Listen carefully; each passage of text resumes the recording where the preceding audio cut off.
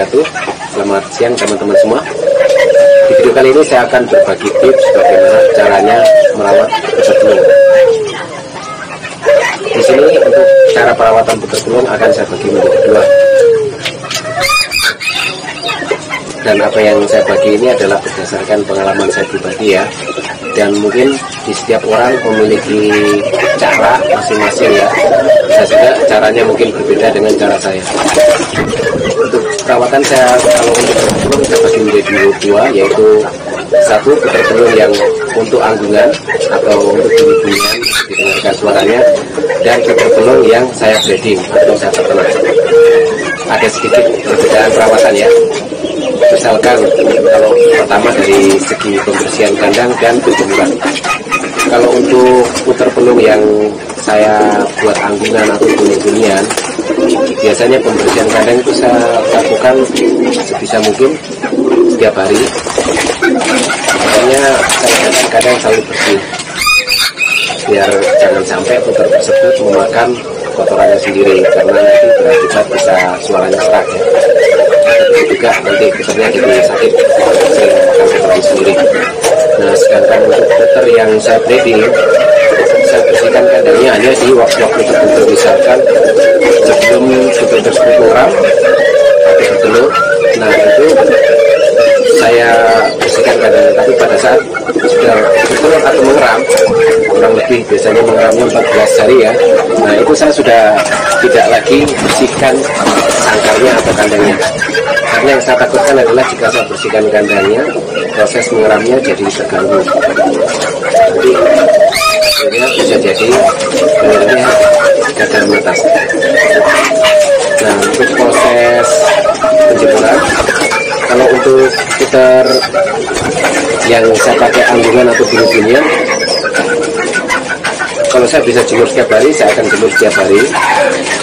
Nah, sedangkan untuk puter yang saya breeding, nah ini saya jemur pada saat sebelum kawin ya biasanya, atau pada saat masa kawin. Yang penting usahakan proses menjemurnya sebelum bertelur ya. Kalau sudah bertelur dan mengeram, jangan dijemur, dan juga kandangnya atau sangkarnya jangan dipindah-pindah tempatkan, karena nanti bisa mengganggu proses pengeraman telur sendiri ya, bisa berakibat gagal menetas.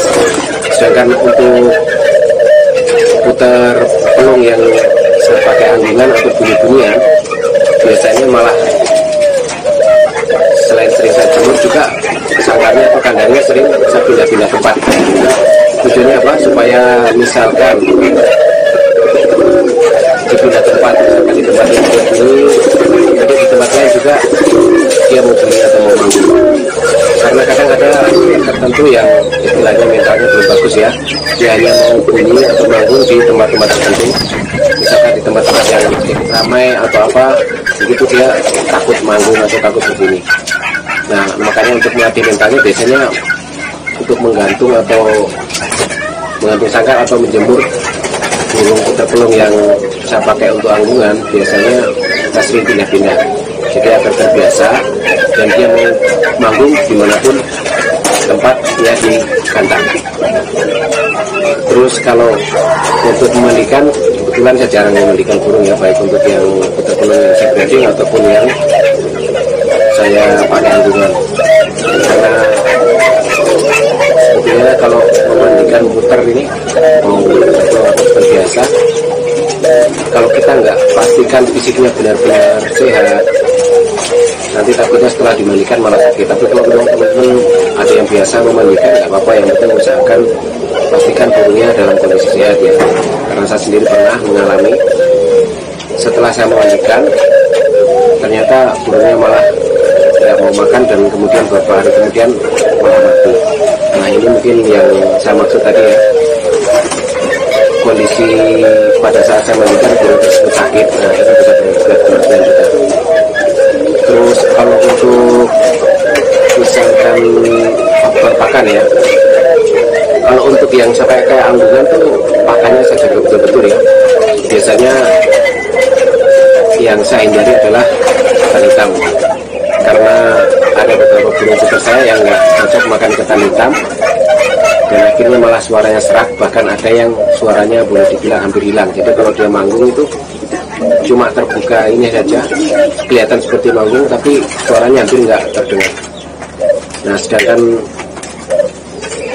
makanan-makanan lain biasanya saya pakai millet, kadang juga saya pakai jagung halus atau beras jagung, kadang jagung biji tapi saya pilih jagung kristal itu. Kadang juga saya kasih beras merah.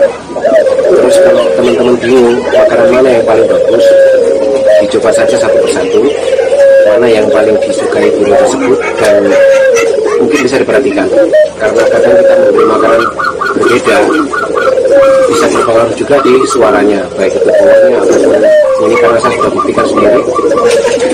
Ada beberapa burung puter saya yang jika saya kasih makanan jagung suaranya itu lebih panjang, tapi dia terkesan seperti atau terputus-putus begitu. Nah sedangkan pada saat saya coba kasih millet, dia suaranya lebih pendek tapi nggak, lucunya berkurang. Jadi di situ saya pastikan bahwa makanan juga berpengaruh terhadap suara puter burung itu sendiri. Nah kalau teman-teman mungkin ada yang berpendapat lain atau punya cara lain, silahkan. Yang penting usahakan jika kita memberi burung tersebut, usahakan makanan tersebut disukai oleh burung puter kita ya, karena seperti yang saya pernah alami, ada yang burung puter saya yang nggak mau makan jagung halus. Jadi setiap dikasih makan jagung halus dia nggak mau makan, cuma diacak-acak aja. Nah akhirnya saya ganti ke pakan lain. Terus kalau untuk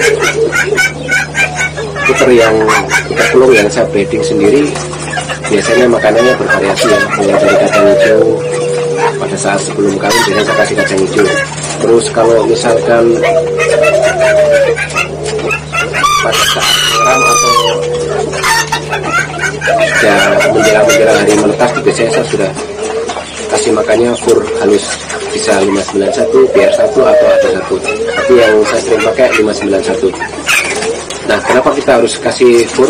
Karena biar anakannya nanti jika dia sudah menetas, jika mengolah anakannya, maka anakannya akan lebih cepat pertumbuhannya dan juga nggak kekurangan gizi. Dan jika kita kasih makanan lain untuk putri yang di breeding, misalkan jagung besar, itu kebanyakan yang saya sering alami itu nanti pada saat dia mengolah piiknya, makanan yang diloloskan ke piiknya ini masih kasar, jadi biasanya bisa membuat piik tersebut rawan. Jadi itu ya, kalau misalkan untuk puter breeding perbedaannya di situ, dari segi makanan juga berbeda. Nah sedangkan kalau untuk puter yang saya pakai anggungan atau bunyi-bunyian, biasanya saya hindari makanan yang seperti fur, itu saya hindari, dan tekan hitam. Jadi situ perbedaan kalau soal makanan ya. Terus kalau proses memandikan juga seperti yang saya kasih tahu tadi, kalau untuk yang puter anggungan bisa dimandikan mungkin ya, yang penting usahakan pada saat dimandikan, bukan pada saat cuaca hujan atau cuaca dingin ya. Jadi ya cara memandikannya bisa dengan cara disemprot ya, disemprot mungkin pakai spray atau apa, itu lebih bagus. Karena kalau kita pegang seperti pada saat memandikan burung perkutut, biasanya bulunya ini rawan rontok ya, banyak yang bulu yang rontok, dan bulunya juga kadang-kadang kalau nggak biasa dipegang meronta-meronta, kadang-kadang nanti takutnya bisa stres. Nah sedangkan kalau untuk burung-burung yang saya breeding, boleh dibilang hampir tidak pernah saya mandikan.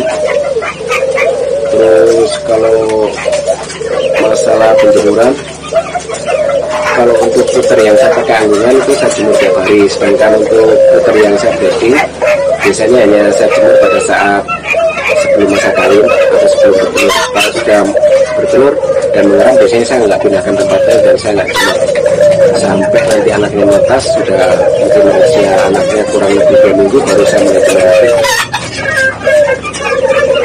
Dan untuk perbedaan lainnya, perbedaan cara perawatan kayaknya sudah nggak ada lagi ya. Jadi cukup itu saja mungkin yang membedakan adalah proses penjemuran, proses pemberian pakan, terus proses penempatan kandang. Nah itu saja yang ada sedikit perbedaan. Kalau untuk perawatan-perawatan lainnya hampir sama ya. makanannya saja yang agak beda. Oke, mungkin itu saja teman-teman, sedikit tips yang bisa saya bagi, mudah-mudahan bermanfaat. Cukup sekian, wassalamualaikum warahmatullahi wabarakatuh.